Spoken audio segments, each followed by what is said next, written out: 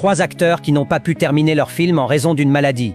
Numéro 3, Andy Whitfield, connu pour son puissant rôle dans Spartacus, a conquis tout le monde avec sa force et son charisme. Cependant, pendant le tournage de la 2e saison, il a reçu un diagnostic dévastateur, un cancer.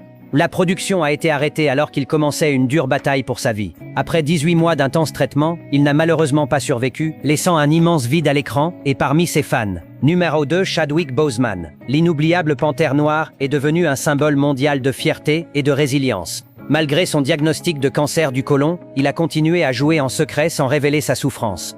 Il a tourné plusieurs films tout en luttant silencieusement, démontrant une force admirable. Sa disparition n'a pas seulement marqué la fin d'une ère, elle a laissé un héritage d'inspiration éternelle. Numéro 1, Heath Ledger, dont l'interprétation du Joker dans The Dark Knight reste légendaire. Il a remporté un Oscar posthume pour sa prestation en 2008. Une overdose accidentelle a mis fin à sa vie alors qu'il se préparait à revenir dans The Dark Knight Rises.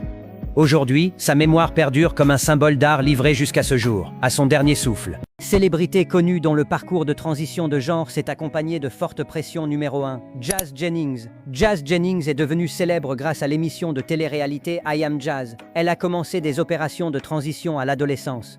Plus tard, elle a révélé que des complications avaient ralenti son processus de guérison, nécessitant des interventions supplémentaires et rendant la récupération beaucoup plus longue que prévu. Numéro 2, Buck Angel. Buck Angel est l'un des militants transgenres les plus connus aux États-Unis. Il a effectué une transition de femme à homme et a déclaré ouvertement que le processus médical avait été extrêmement difficile, les traitements hormonaux et les opérations provoquant un stress physique à long terme. Numéro 3, Elliot Page. Elliot Page a annoncé publiquement être transgenre en 2020, puis a subi une chirurgie du torse. Il a parlé de la pression émotionnelle qui a suivi, expliquant que la tension constante des médias rendait la période de récupération mentalement épuisante. Numéro 4, Caitlyn Jenner. Caitlyn Jenner a été enceinte depuis le début de sa vie.